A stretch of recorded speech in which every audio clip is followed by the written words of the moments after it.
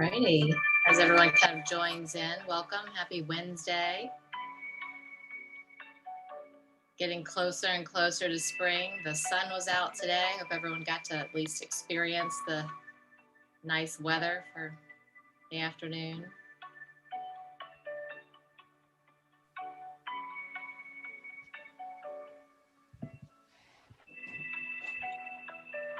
So welcome, Christopher, welcome, Julie, hi, Alana. Hi, Deb. Hi, Nancy. Hi, Jaya. Thanks for joining us tonight. We have a really action-packed hour of information, so looking forward to discussing it.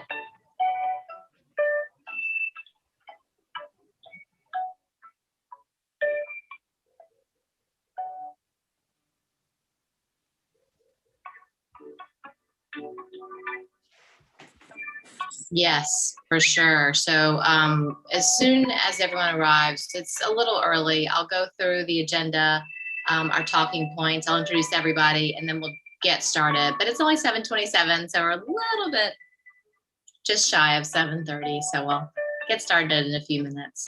But since everyone's kind of here early, let's take a collective inhale and breathe in and just breathe out. And put both feet on the ground and just arrive here, leaving whatever was in the past few hours, and just joining us here present.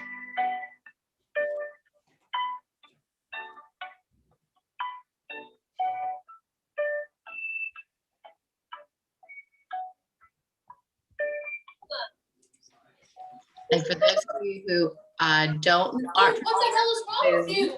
We are today. So if you will mute yourself upon entry, that would be great. And moving forward, if anyone ever wants to look at this video, or if you have a friend who's missed it, you can catch it on our YouTube channel, the Weber HSA YouTube channel, which has most of our conversations we've recorded all year. So you can always check out the information. It lives there. Your appointments are waning. We gotta go back. Dad. She's going to the prom. It's not easy.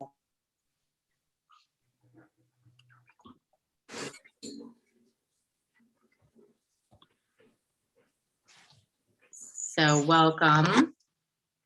Hi, Jessica. It's great to see you.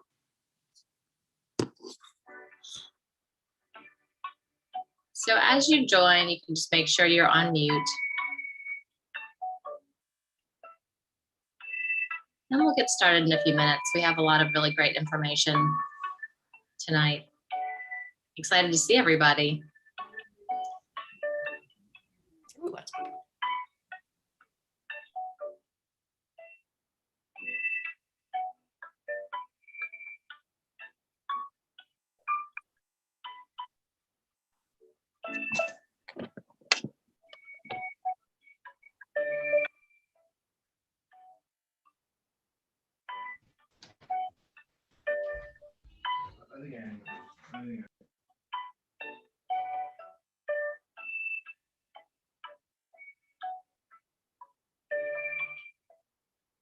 So welcome. We have about 27 people. We're a few minutes away from 7:30, and we will jump right in once Ms. Javelin joins us, our Principal Javelin, to discuss all of our exciting upcoming spring adventures. Join us on the journey. So thanks for being here, everybody. And since we have a few minutes where everyone's connecting to audio, we're posting this in the Weber Weekly, but we are coming up on 1 year of being together in this pandemic. And it would be really terrific if you can reflect back on some of the things that have been positive that you'll be taking forward whenever this kind of starts to evolve to something new. So if there are any really beautiful year in review reflections that are positive that you want to kind of take with you, maybe any traditions from your family. I know that we have had a lot more family dinners together and a lot more game nights.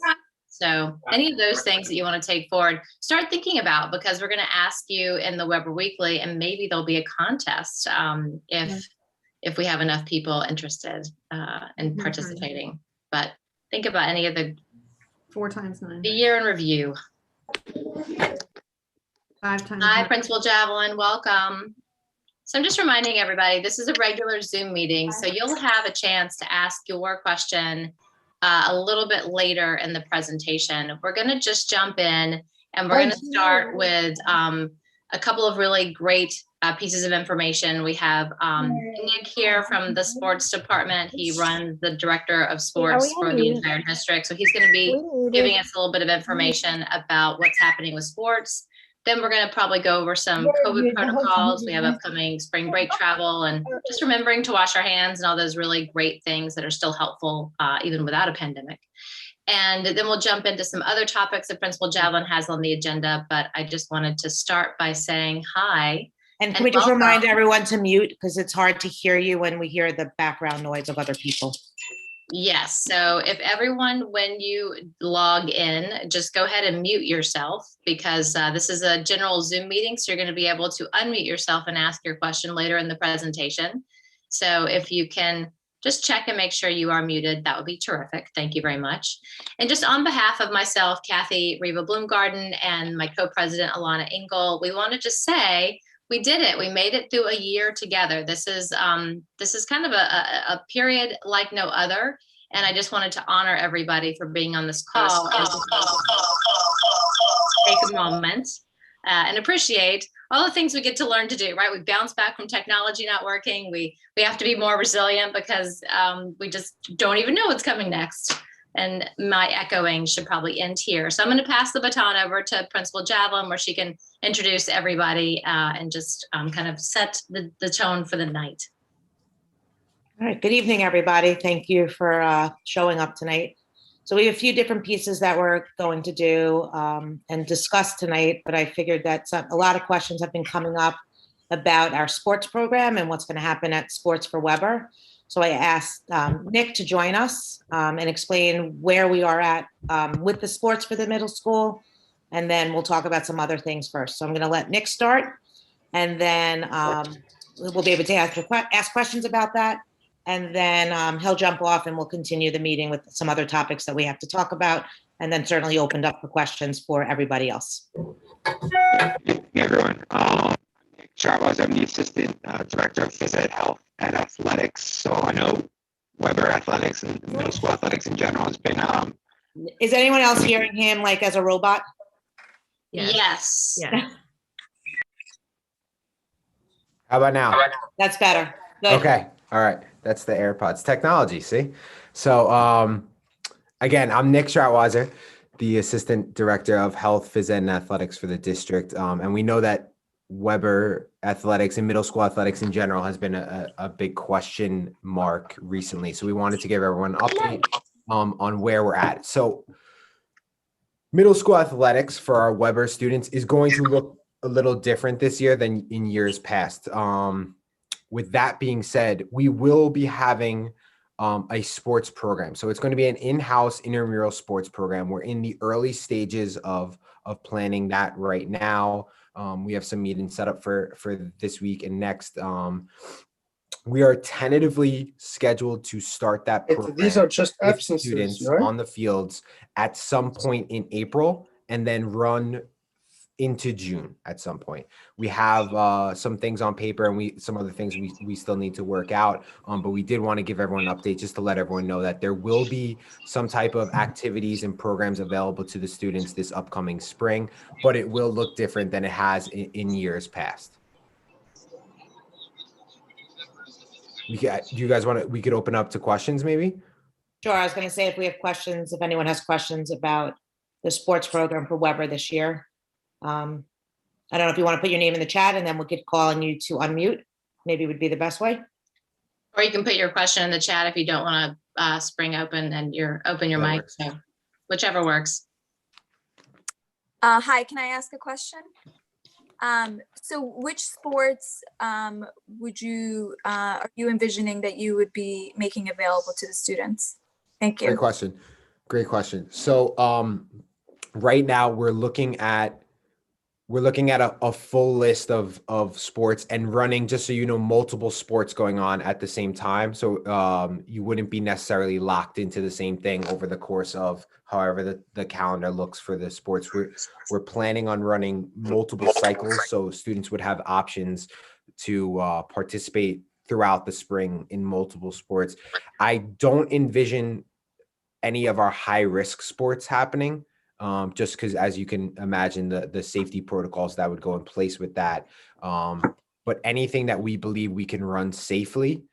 So I would imagine that we believe that we can run soccer safely. So soccer is something that we run. I don't necessarily know if contact football is something that we could do safely at the middle school level right now. So we would want to modify that and do like a flag football type of program. But again, we're in the discussions right now on the drafts, but you can imagine we would love to give an update to everyone and kind of like a framework, what it's going to look like, the times, what programs are going to be going on, how you can sign up, who's going to be the coaches for each of the programs within the next, I would say within the next 2 to 3 weeks, definitely before spring break. Okay, so this is something that's going to be offered to all grades, 6th, 7th, and 8th grade. And there's not Yes, going to be, so- it's more like an intramurals program where if someone is interested in, they could join and play as long as their numbers and there's room that we could do it safely. Right. So one of the questions asking about tryouts for the teams. This is not something that we would have tryouts for. I would expect that certain programs would have limitations just because of space. But if there's room for however many of students we can have, we want to bring out as many students as we can. Because as we were talking about in the beginning, it's been a long year without something like that. One of the questions was, would this be divided up by grades? We don't envision it being divided up by grades. We envision it when you're in school that you would be able to come out and participate. And what about girls field hockey, basketball, softball, and baseball? Good questions. I would say that we don't have specifics yet on individual sports, but I would imagine that we would have some of those that you spoke about. I'm looking about baseball and softball. Right. I would say we would have a modified version of those because we know they're popular in the town and we want to be able to provide that for the students. And tennis is on the table that we're discussing. Tennis is definitely on the table. Yes. Right. And field lacrosse hockey and lacrosse is a good question. So right now, boys lacrosse is kind of, it's a high risk sport right now. There's a lot of controversy over boys lacrosse. If you're in the lacrosse community, the high school association has labeled that as a high risk sport. There's some back and forth on whether that should be labeled as a high risk sport, but as of now, it is a high risk sport. I'm a lacrosse guy. Like I've played my entire life, so I would love to offer lacrosse, but I don't envision us being able to offer high risk sports in a safe way right now. But again, we're in the early talks like that. And in the sports world, things have changed every single day for us this year. So they could change at any moment. There's a question about why we're choosing intramurals versus team sport. I mean, I'm summing it up and changing. Why intramurals over team sports with playing against other schools? That's a good question. There's a lot that goes into playing other schools. So there's bringing outside students into our facilities. There's providing facilities inside the building for other teams. There's bringing our students on a bus. There's bus limitations that go into that. There's mixing of the pods. So Weber right now is in pods. So when you have a team that's competing against another school, you're mixing of the pods. If one of those students was to get sick, what's the point of the pod during the school day? So there's a lot of layers to that question. And that's what the district kind of evaluated. And I think they all came to the agreement that this was the better option for this year. Safer option. Right. And the intramural programs will be both before and after school is what we're looking at and looking into. Yeah, we're looking into offering a different option for before school in the AM hours and different multiple options in the PM hour. I think is that it? That was the last question for that. I don't know. I'm just curious, what's kind of your timetable on this? Like, when do you hope to have it up and running?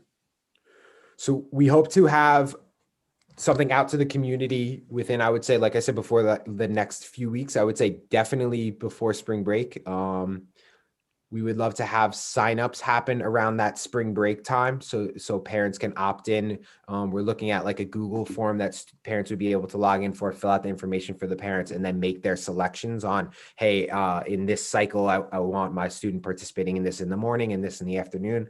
And then hopefully starting at some point in April. We don't want to marry a date right now because there's a lot that's up in the air, but I would expect at some point prior to April break, it would be the sign up time. And then right after break is when we would start at some point mid-April.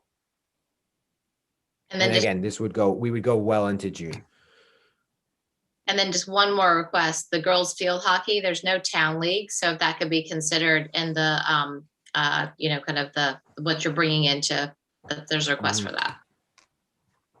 Yeah, those all in discussions. And I see that there's a question about track. Track is definitely that one we would offer. Are they 1 day a week? No, this is something that we would anticipate running 5 days a week. So we'd want to try to mirror it as close to the program that's been in the past, with then some restrictions like we talked about for safety reasons. The important piece is, no, I wanted to make sure I wasn't muted. The important piece is to know, just as a reminder, is the afternoon program will not have busing. So you would have to provide your own transportation for the children to be able to get home. That is And why everything would be housed on campus. Right. And that's why we're also offering the morning. So if the afternoon people can't get their child home from school, they would have the opportunity to play in the morning as well. The track, Any did you last answer the questions? track question? Did I miss that? Okay. Yeah, so track I'm reading the will questions. definitely will be offered.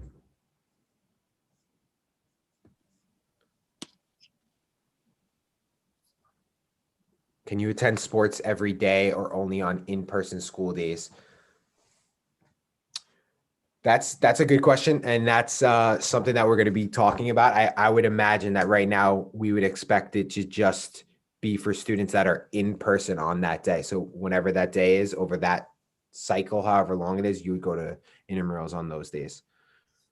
And just so you know, the undertaking of this, just from a contact tracing standpoint, the paperwork that we're going to have to be able to do for this is a lot. We want to make sure that if we have to do contact tracing, that we know exactly who's where, who's in what facility, where are they outside.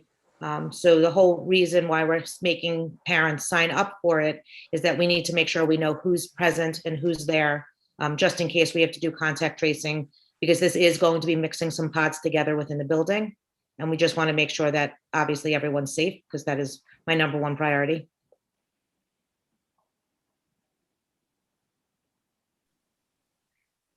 And Nick, while we're wrapping up the sports portion, can you just tell me how to say your last name? Schratweiser. Schratweiser. Well, thank you Yeah, so much. So thank you guys. Thank you everyone. And if anyone has any questions, you guys can reach out via email. And like I said, we hope over the next, I would say 2 weeks, to have something out to the community with signups happening later this month. And then we will hit the ground running in April. And it might All right, change. good to see everyone. We might start one way in April, and it might, we're always reevaluating. And if there's a large number of kids, we, might have to change, and, might start one way and end a different way in June. So just know that we constantly reevaluate programs all the time. Thanks, Nick. Thank you Good to so see much. everyone. Have a good night. Such a great addition for our kids. So thanks for trying to make this happen, everybody. All right. You're good to go, Nick. He told me I saved him from putting the kids to sleep. So I wanted to just go over and remind parents just of some things to remind their children at home as well as yourself. So as slowly more people are getting vaccinated, which is great. We still have to remember protocols, right? It's still important that we're wearing masks, and our masks are over our nose and our mouth. We're still reminding our students to wash their hands. Like, the minute they walk in the door, they should be washing their hands, making sure that they're clean, and that we're keeping everyone safe. And that if they are hanging out with friends, they're doing it safely, masks on, 6 feet apart, and things like that. We obviously just had to close school for 2 days due to a social gathering that occurred outside of school. It's a decision that was extremely hard for me to make. I never want to close school as it is. We're not, the kids aren't in school enough.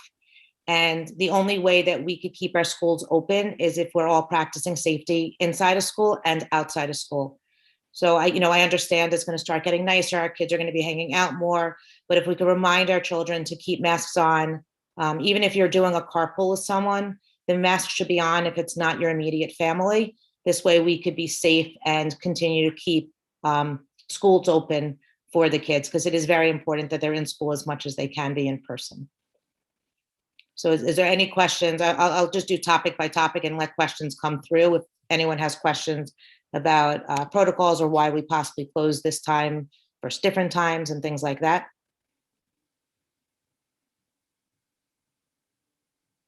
All right, I'll move on to my next topic. So you recently just received an email from me about some social media posts. It's really, really, really important that we team up in this. I cannot possibly monitor what's going on in your homes with social media. And there was very, very disturbing content that was put on Instagram that we found out, and some sites, with the word Weber in it, and kids were using racist comments, using bullying comments, posting pictures of students that didn't want their pictures to be up. And it's really important that you as parents are monitoring what's going on in your child's room, on their phones, to keep them safe and keep you safe. Colleges will and can look at information like this. It can hold you out if they see posts that are unwanted or not good posts. We were able to contact Instagram. We got many posts removed. They would not originally shut down the site. But by, I guess, the end of the weekend, after my letter happened and enough parents contacted them along with me, we were able to get the site shut down. It is as hard as it was to get that site shut down, it's as easy for a student or anybody to start a new site. So we are constantly talking about things at school, about internet safety and what we do can stay with you. Once it's up on the internet, it's up there for good. That it's just really important that we teach our kids to be upstanders. If you see something, tell me, tell someone. It is an outside thing when it's internet, but sometimes it does come to play in school because kids then are embarrassed. They don't want to be in school. My picture was there. I didn't want my picture there. This one's talking about me. There were some sexually graphic pictures that were put up there. So please partner with us. Please talk to your children about that. And I also want to say a piece about upstanders, about following. If students are following someone they don't know and they're seeing this content, they are witnessing it and allowing it to continue. So if no one followed bad media wouldn't happen because it wouldn't be interesting to anyone. So it's important that you're teaching your kids who to follow. They should be following their friends. If they don't know who it is, they should not be on it. If they're seeing things on certain posts that are not good, they should be telling someone so we can make sure that we are keeping everyone safe in our building. That being said, we are also bringing, I'm in the process of talking to John Groshans, who has talked to us in the past. I'm going to get him for one of our HSA meetings as well. He's going to be talking to us about internet safety and all the things that could happen on the internet. So we're going to bring him to our parents, and we're also going to bring him this year to our 8th grade. And depending how that goes virtually, we may bring it to 6th and 7th grade. If it's depending on how it, the level of it and what we see with the 8th grade, we will then bring it either this year or next year to our current 6th and 7th graders. But he is someone that we've had in the building in the past, and very, very well regarded, and really an outstanding speaker on this topic. He's a police officer, right? I think he is a police officer. So yes. And he's scared. Like when I heard it, I was scared. Like he tells you things that you would never even know about the internet and about different sites and things like that. But it's really eye-opening, and I think it's a really valued thing for us to see. Again, we've done it a few years ago, and I think it's important now seeing what really this particular Instagram post was 8th grade. It doesn't mean that it can't happen with our 6th and 7th grade. So I think it's important that we start just educating kids once again about the dangers of the internet. And just to Technically, kids aren't interject, supposed to have accounts under 13, according to Instagram. I just wanted to also add, we've also done 2 presentations this year. The last one was Beyond the Huddle, and they talked about specifically how this girl made one post online, it got shared. She thought it was in, her friend group, and then it got shared, and then it got reposted, and she lost her scholarship to school, and she was no longer able to go to the college that she had planned on going to. And that was very recently. And prior to that, we did another presentation for the students about the power of words. So it is definitely something that we are focusing on in the building, trying to give that message to our students virtually this year as well. And after each session, rather after each presentation, we do follow-up small group sessions with the students. We had one today through our Alveus program. And the feedback from those meetings are great. It was disappointing to see the Instagram accounts that were created at the end of last week over the weekend. But our hope is that the message, if we continue to push and put the message out to our students, that their behaviors will change and that those upstanders will stand up and not follow people that they don't know, and they will do the right thing and tell a parent or tell someone in the building so that we can do our best to get them shut down. And I'd interject as one final comment. As a parent, even so, I have an 8th grade daughter, and she was following one of these accounts, and we had to sit down and have a real conversation about what that really means. So I, it took several conversations. It wasn't even the first one. She was so resistant at first. She was like, I'm not doing anything.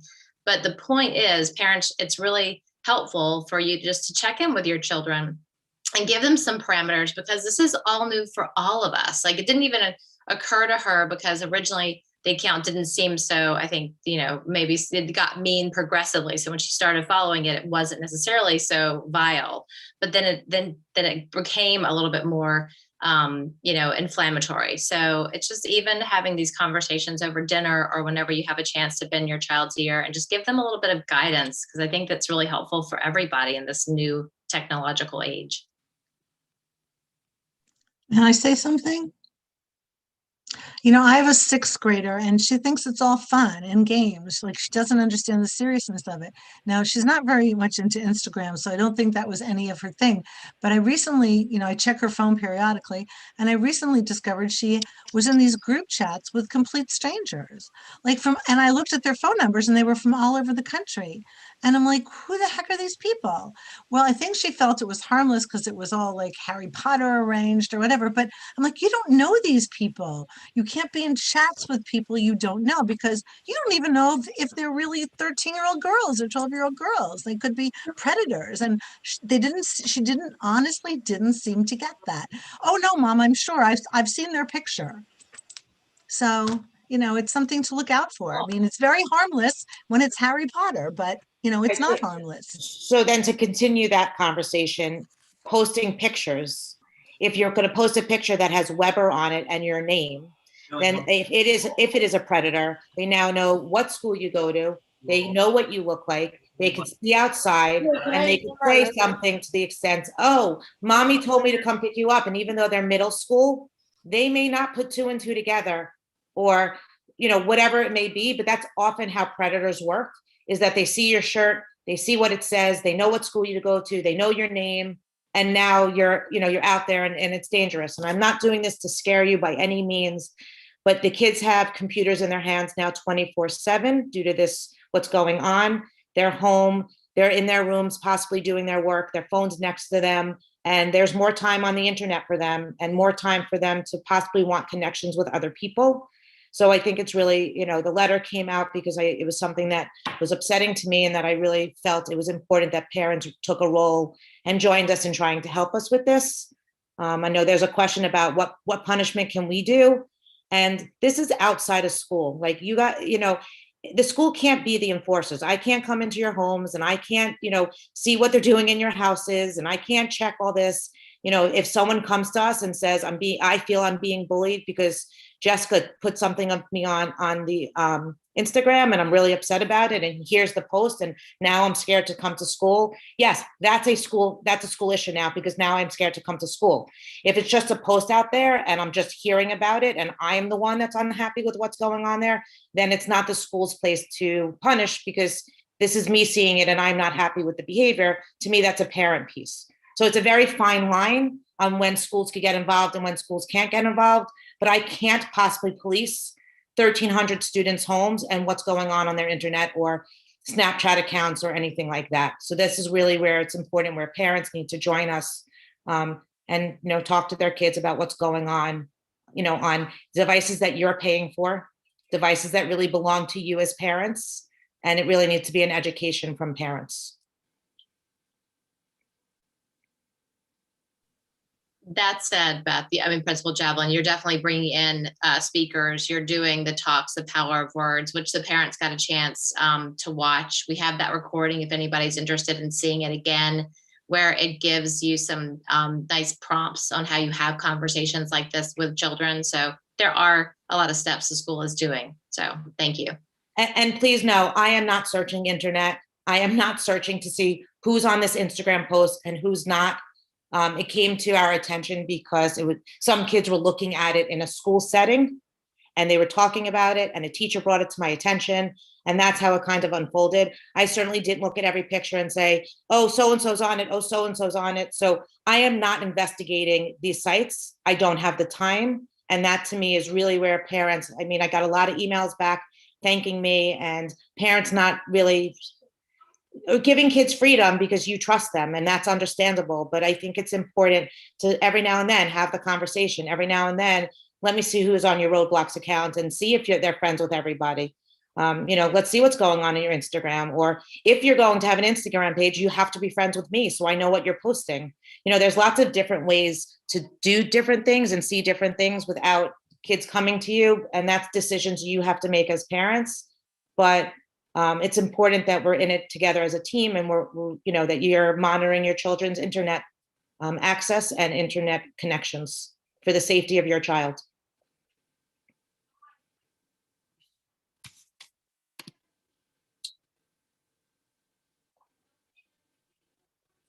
It's Jen, it's true. There is a lot of pressure about joining different social media accounts. Kids, the rule of being a certain age to be on these accounts is there because of a maturity issue. And it's easy, and kids don't think, and I'm just going to post this now, and they don't realize what happens. In the news, we know it's happened in our district. You send your boyfriend a picture of a body part, and now all of a sudden you're no longer boyfriend and girlfriend, and now the whole school has it. It has destroyed kids' lives. So it's really, really important that you speak to your child. They know what they're doing. I know college is a long time away from middle school, and you can't really see, a few years down the road, but it's important that kids know what goes on the internet stays on the internet. And it's really, really hard to remove it. And people can take screenshots of what's on the internet. So even if it's removed, it may be on someone's computer still. Even with Snapchat, kids say, well, it just goes up and disappears. Not if I take a screenshot, it doesn't. So it's just really important that, again, you speak with your children, you know what they're doing. It's a hard world for us as parents to be able to monitor all that, but it's important. All right, moving on to, I believe, my last topic, and then we'll open up to more questions. Last night at the Board of Ed meeting, there was a conversation about whether or not it will be possible to bring 8th graders and 12th graders back into the building. So we are in the process of setting up our committees, we've been meeting with our committees all along, but we are in the process of re-meeting with our committees. We did talk about Wednesdays, and we've talked all year, Wednesdays was a big topic of the middle school. We've been meeting from the beginning of school to talk about this program in general, because it's been different this whole year. Wednesdays, as you know, went to 3 or 4 different types of rotations. We are now bringing kids in, I believe it's next week already, which is, I can't believe it's we're in March already. So students are now coming back to our building on Wednesdays, and that clearly came from the committee knowing that it was the right time to bring students in.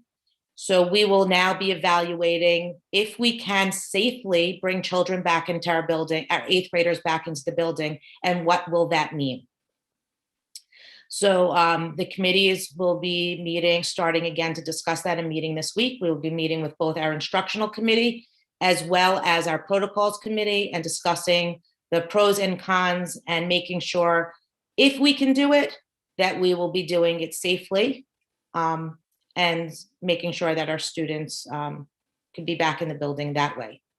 Why 8th grade and not another grade? That is a decision that was made by Dr. Hines, and that is where we are working and going forward and looking at those numbers. He believes that seniors in all levels should have the opportunity to be in their school for their last year, full time, and experience, whether it's the high school, the middle school, or 5th grade, that those students could experience the last year in that building. So I hope I explained that a little bit more from where we're at in that piece. Do I think there's any chance of children going back to school 5 days a week before the end of the year? That's really a hard question to answer. We don't really, if you really look at the year, we are more than halfway through the year.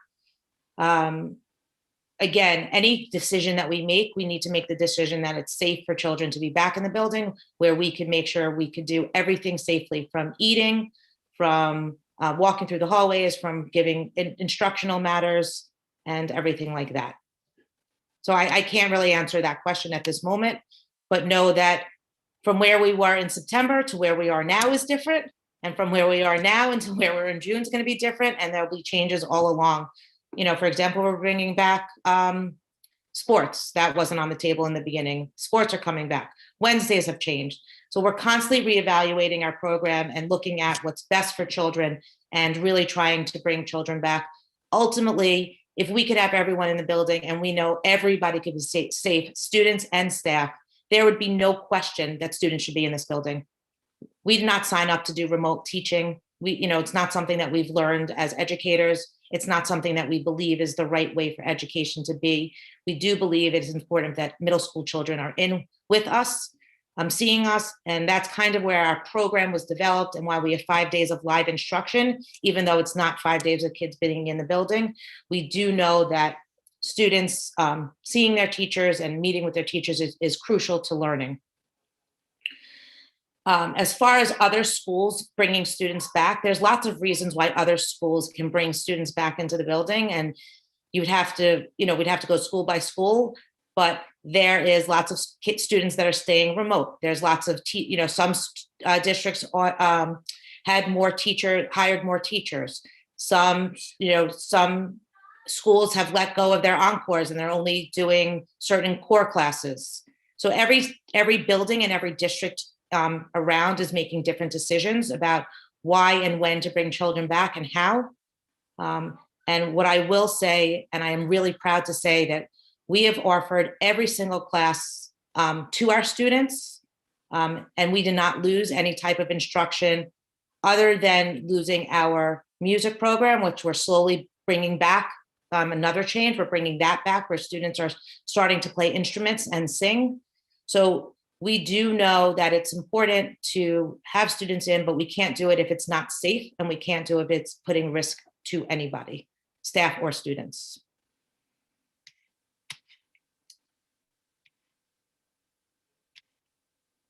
All right, so now I'm going to try to follow these questions. So I did the first two, okay.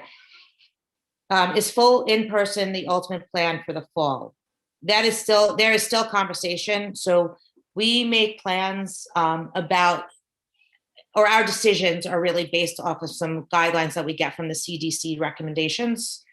Ideally, if we could bring students back in the building that is safe, I don't see why that wouldn't be the plan for the fall. Last night at the board meeting, there's a big conversation, long conversation over shields. So if we were to bring everybody back in, there's an expense to that, because safety is really important. So all of that is being spoken about. Will we need different furniture if we do that? There's lots of different pieces for that. Again, if all students could be in September, that is definitely something that I think everybody would want, again, if we could do it safely. So how's the vaccinations going with regards to the staff? Would one of the teachers want to respond to this? Because this is, you might know this better than me. I know there's a bunch of teachers on here. Gilly or Susan or Dan? Yeah, I was just looking for the question. How is vaccinations going with regards to the staff? Staff, just like everyone else, are doing their best to make reservations. Quite a few of us were able to make reservations early on in January. I just got my second vaccination on February 20th, but it's still been difficult for some to get onto the sites and make reservations. Not many, but there have been quite a few of us who have. And I did hear from some of my colleagues that they have March and April dates. I have a March 26th date. Yeah, Yeah. it's been very difficult to get an appointment. So, but and I know a lot of teachers are saying this, but we are trying. Yeah. And a lot of us do have appointments for March and April.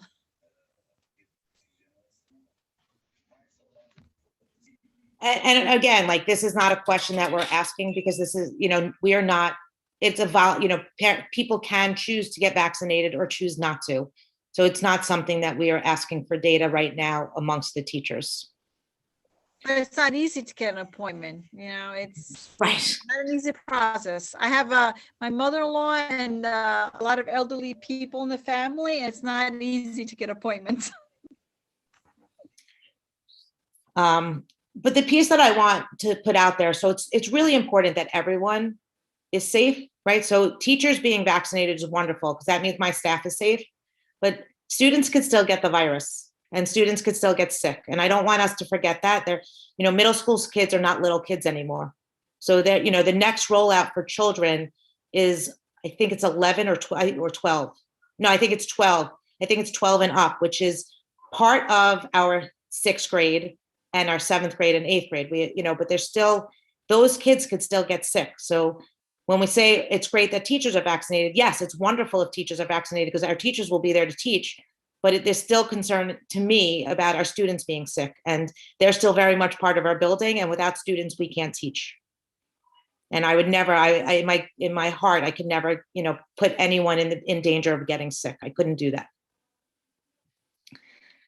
Okay, next question. Curious if there are any discussions to help prevent the random outside pop-ins in the Google Meets during school hours. So Before we get, sorry, Mr. Principal, before you jump into that, can I ask, I've got like 5 parents who have COVID questions, COVID related school opening questions. Sure, I was just trying to go, absolutely. Just trying to follow the questions, but yes, go. Staying on topic. So one parent was wondering that Roslyn began phasing in their secondary schools. They do not intend to keep the kids 6 feet apart. Is our district considering a plan where we are not keeping kids 6 feet apart? So if we were to bring our 8th grade students in, students would not be 6 feet apart. Is that what you're asking? That is what the parent is asking, yes. So yes, if we are to bring back any grade at this point, they would be under the 6 feet, under the 6 feet mark. The guidelines do say as long as, if they're under 6 feet, they need shields. That's why it was brought up at the Board of Ed last night, the whole conversation about desk shields. Thank you. And the next question is, the fall has not been planned out. There's no like definitive plan. The kids are going to be back in school. Right? So I mean this in the kindest of way to everyone. We are still building this year. And this year is, we are changing this year left and right purposefully because we want to, reach as many students and change, to the needs of the students. So no, we have not even started looking at the fall yet. And the state, today the guidelines came out. If you're doubly vaccinated, you no longer have to quarantine if you travel for 90 days after your within the 90 days after your second vaccine. So at each time the state comes out with new regulations, changes how we can open or not open, or changes how we, do things in a school setting. And that concludes, the other questions are repetitive. So that concludes my questions from parents. Thank you.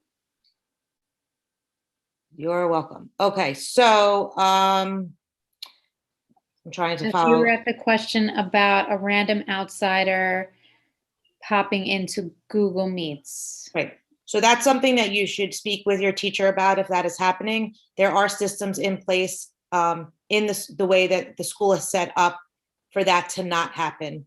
The problem when we put those pieces into place, then kids claim they can't log in and it becomes very difficult. But there is a system in place, and there are ways that the kids would have to log in for that. But if it's happening in a specific class, then you should really be speaking to the teacher about that. Will hot food be available for lunch options sometime soon? As of right now, there has not been a conversation about hot lunches being served. I will tell you that school lunches and school breakfasts are free to everybody this year. So if your child is in need of a breakfast or lunch, you could order one and every child could have one for free. But they will, as of this moment, they're still going to be bagged lunches.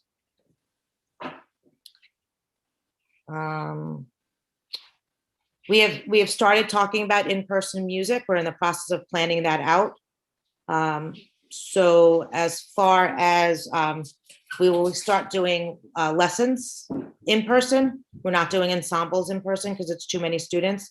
Music right now, the regs for music still right now is if you're in band or in chorus, you need to be 12 feet apart from one another, which is what's causing some of the problems of us. And that's one of the reasons we chose to do general music with everybody this year. So there is a plan to start doing some live lessons with students. The teachers are working out the schedules on how to make that work. And as far as an end of the year concert, it's almost impossible for us to do a live end of the year concert with students having to be 12 feet apart. So I don't believe that we'll have an end of the year concert, but one never knows.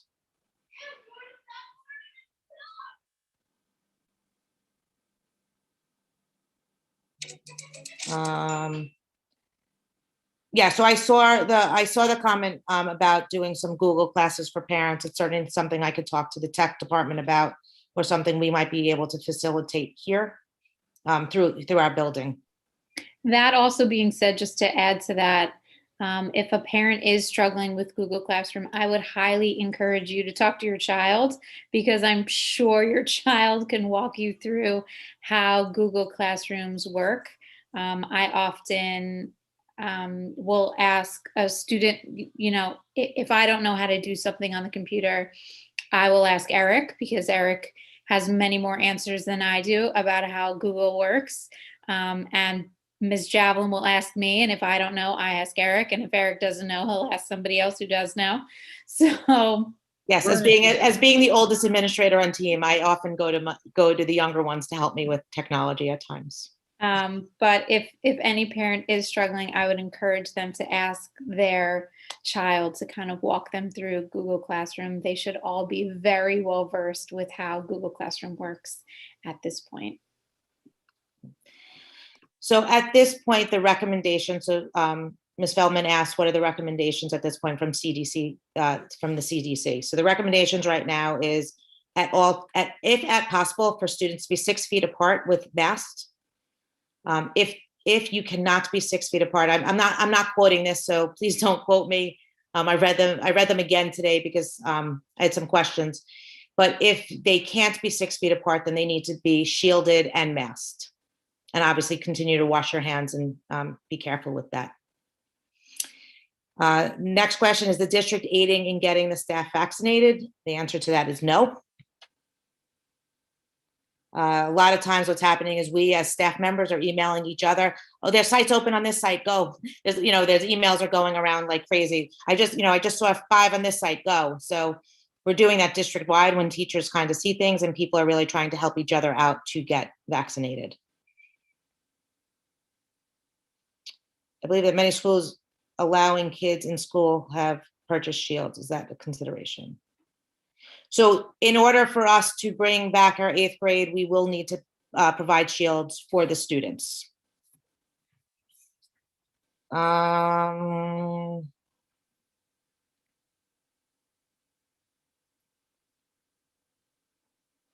so what I will say to you is every single time that we've had a COVID case and we've had to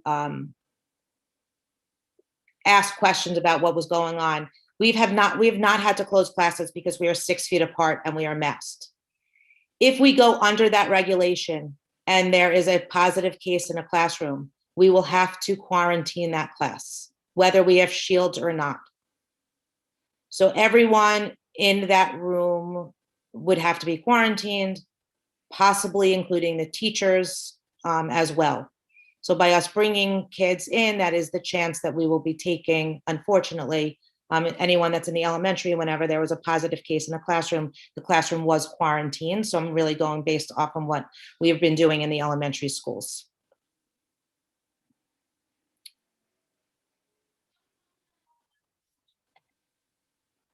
So the guidelines from, back to you, Ms. Feldman, the guidelines say that if you are less than 10 minutes, 6 feet apart masked, you don't have to quarantine. Anything more than 10 minutes, anything more than 10 minutes, anything that is less than 6 feet apart and you're longer than 10 minutes, you will need to quarantine. That is considered not safe by the CDC guidelines. Masked or not masked, they don't differentiate between the two. Okay, what we need to plan was on the Board of Ed meeting too. Kids need to be in person. We need the shields or to tackle whatever challenges there are. We agree with you. So that is something that is why we are starting our committees and reconvening to talk about what we could do safely to bring children back into the building more regularly. As soon as our fields don't have snow on them, students will be able to go outside. Right now, our front field is still covered with snow. So again, as soon as the snow is removed, we will be able to have recess back outside. We want recess outside. It is extremely important that our kids are able to get up out of their seats and move around. It's better for them educationally, socially, and everything. And that includes having teachers bring the students outside during the day for class time. A lot of our teachers really enjoy going outside, especially this year, and having the students complete work and have their classes outside. Obviously, with the snow, they haven't been able to do that, but as soon as it is gone, as Ms. Jablin said, the teachers will also be bringing classes outside throughout the day in the various locations that we have so that their classes can be outside as well. Just to add on to that, please, middle school children love to wear gym shorts in January, February. Please try and have them dress appropriately so that we can go outside as much as possible. But I'm always told they're not cold. I don't get it. So yes, their question is there a plan in place to figure out how many kids want to be remote versus live instruction? So right now we are in the process of making a survey. The high school and I are working together. We are surveying our 12th grade and 8th grade to see if we go back in 5 days, what numbers will change to remote and what numbers will come in, because that will help us in planning. Without those numbers, it's hard to plan anything successfully. So right now we're just starting with our 12th and 8th graders because those are the students that we were looking to bring back into the building.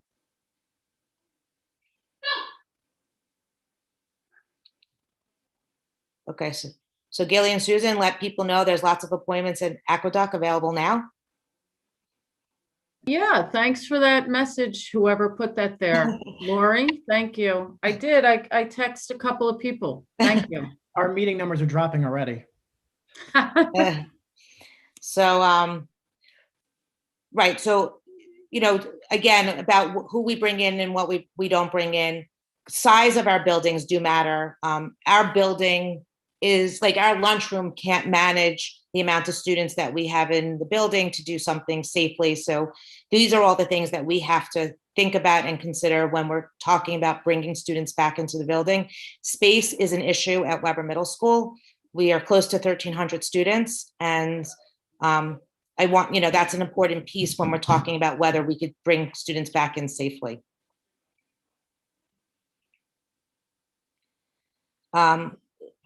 So again, if we bring the 8th grade back in, some of the questions that we do need to discuss is lunch. Can we feed kids safely in the building? That's, so these are all the things that the committees will be talking about, we'll be investigating. We will be seeing if we go in, can we fit kids, 3 feet apart in classrooms? These are all the things that these committees need to discuss and look into before we could definitively say that we could bring students back in or not. So I'd love to say that I have a magic ball, as Dr. Hines said, that I will do my magic to do it. I do wish that we could bring everyone in, and we will do our best to do, look at something and see if it's possible. And for those of you that were on my committee, as well as those, that attended all my meetings, my first thing always, all summer long, was we need to do this safely. We need our students to be safe in this building. I need my staff to be safe. I need people to want to come to school, whether it's students or staff. And we've done a phenomenal job about keeping our building safe, keeping our staff safe, keeping our students safe. And I'm proud of that. And then after our safety part was the instructional part. We are 5 days of live instruction, even though students are not in the building. We are getting 5 days of live instruction, which is different than everybody, what we had last year. We evaluated Wednesdays, we changed Wednesdays. We're now bringing students back in on Wednesdays. So this is a staff that truly cares about students in this building and truly cares about their education, and really want the students to learn and be successful in school. And we are really pushing hard on doing everything possible to do that. But really, again, safety is my number one concern. And I can't say it's not. As a mother of my own personal children, I would hope that their principal is doing the same thing. And I feel that I'm the mommy of Weber Middle School, and I need to make sure that I'm doing the same thing for your children, who are my children, during the day.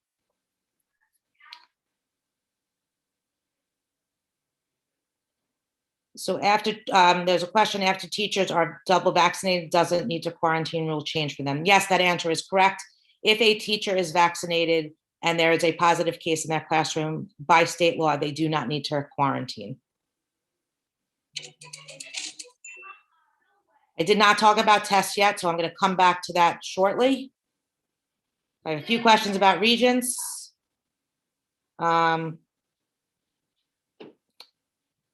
Other than, when you say size of the building, do you mean like kid numbers or the actual physical size of the building? Because it's not really about the size of the building as it is the size of the rooms. Our building is quite large.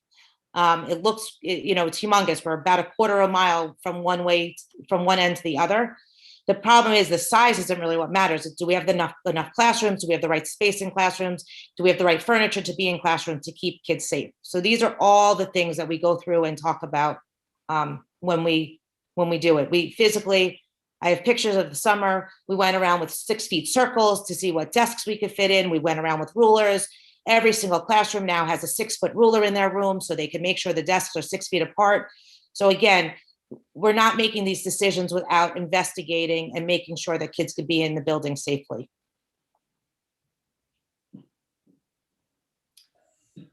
All right, so I'm going to change subjects a little bit because there's just been some questions about testing.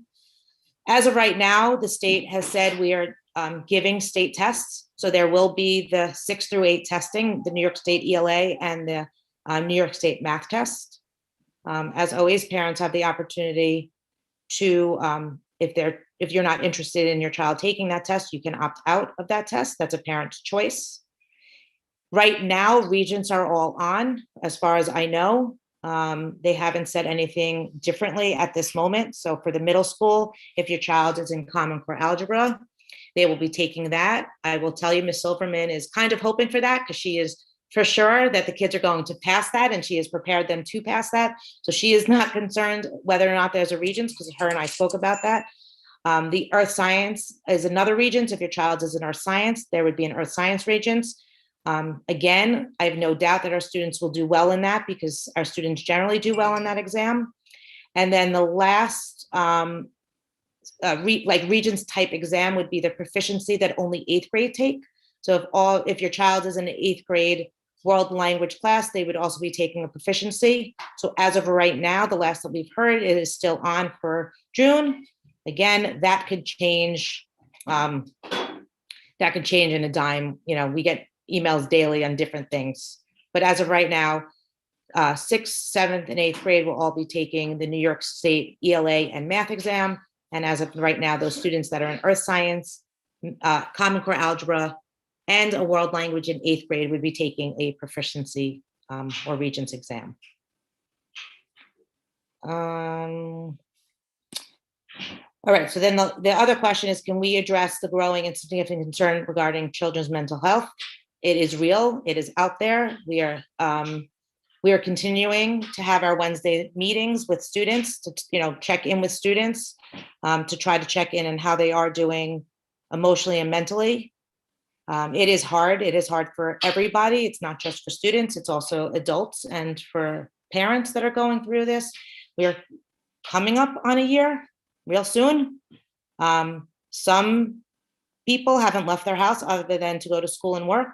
Some people have ventured out a little bit more. So there's definitely different ends. But I will tell you, if you feel that your child is suffering in any way, if they are sad, if they are struggling with homework, if they are missing their friends, whatever it may be, if they can't stand to see their parents anymore, whatever it is really, really important that you reach out to us. We have an outstanding mental health department. We have 4 guidance counselors, we have 2 psychologists, and we have a social worker.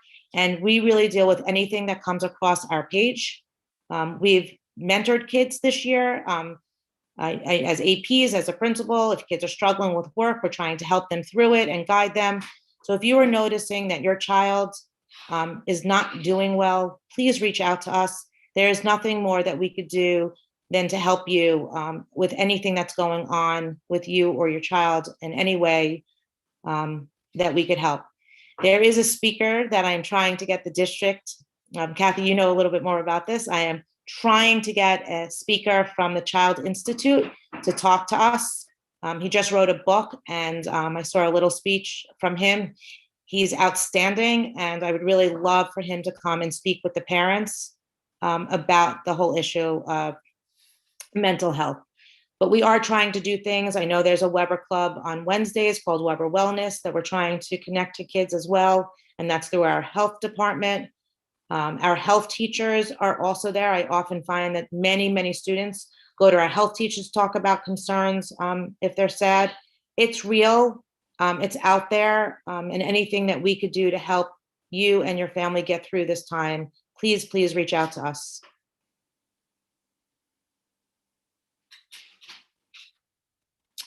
So, yeah, so the question is about Wednesday meetings, how small are they? I would say on average, we all have about 12 students that end up showing up to the meetings. Kids are really honest and share with us. And I personally end each meeting with, if you're struggling, who can you reach out to? And we kind of go around and ask everyone to say like one person, whether it's someone in school or someone at home, that they could talk to if they were struggling with anything, and making sure that every single student has someone to talk to. So we try to keep the group small. And like I said, they've ranged anywhere from, I would say, 6 to 12 students.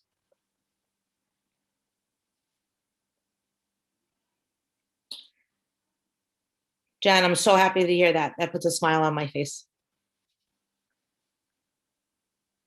Any other questions that I haven't addressed or you would like me to address more?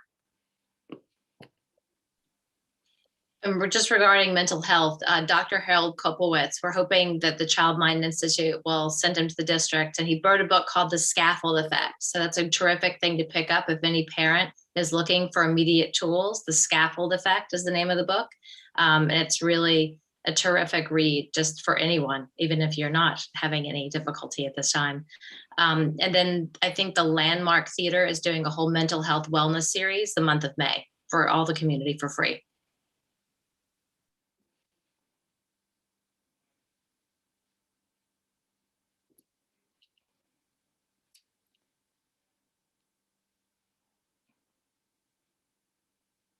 No apologies necessary.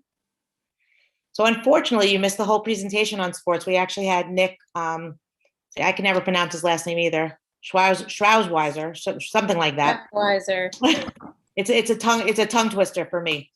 He came on and spoke about sports. We are looking, just a brief thing, we're looking to do an intramurals program for our 6th through 8th grade, offering different sports where you will be able to sign up through Google Form. And we are currently meeting to discuss how and what sports there are, and we will be giving you more information as that time comes, and we're hoping to roll that out sometime in April.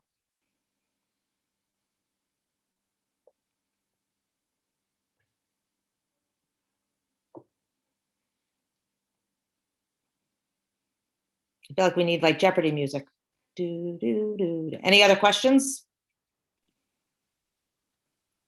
Please, and again, please know from the bottom of my heart, we really do care about the students. The staff is amazing. The conversations that we have about how we help students throughout this is really really important, and they really do love what they do. And I'm proud to be the principal at Weber because I think the staff is phenomenal and they work hard and they really care about the kids and they really want to do what's best for the children in our building.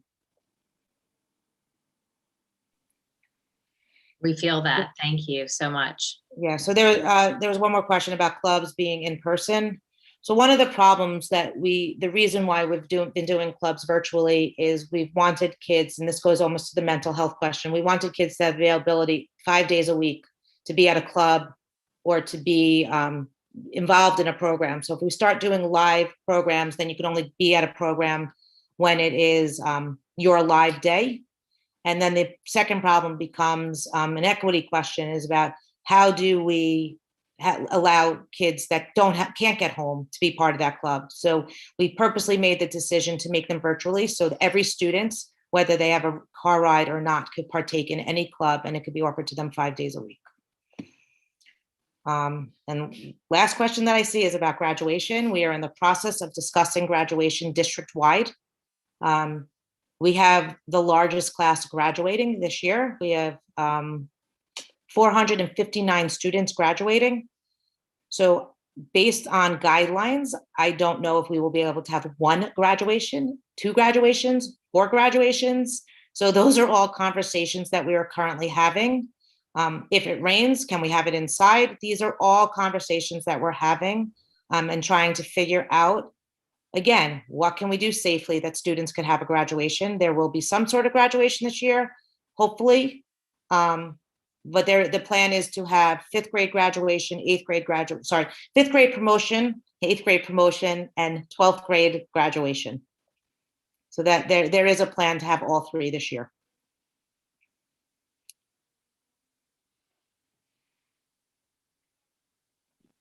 And we are almost precisely at 8:30. So if there are no final questions, wait, but Principal Javelin, can we make a really positive announcement? We can. She may kill me, so you might want to turn your screen off. So we are very excited because Miss Zuckerman is about to pop. She is waiting anxiously for a baby, so we're very excited for her. So Miss Zuckerman will be going on maternity leave for the starting on Friday will be her last day, and then she's going on maternity leave. So we will be having Bob Thornton, who has been in our building in the past as a sub for Miss Zuckerman. So that is extremely exciting for us, for her, and for us to have another little Weber baby, as well as have Mr. Thornton back with us at Weber. I believe he was me one time. He's been in the building for several different times. So he's definitely been part of Weber. And I have to say, when I called him to ask him if he would come back to Weber, he said, because you're the principal, I will make this exception. So I'm really excited for him to be back and for him to work with us, and really excited for Jessica to have her little baby, and clearly cannot wait to meet the little baby that does not want to leave her body.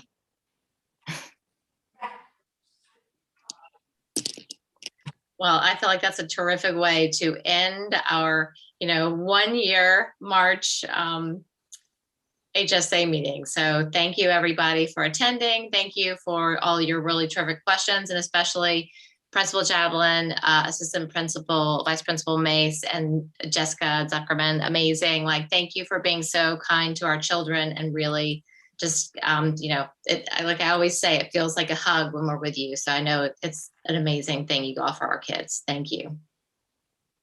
So good night, everybody. Good night, everybody. Thank you for coming.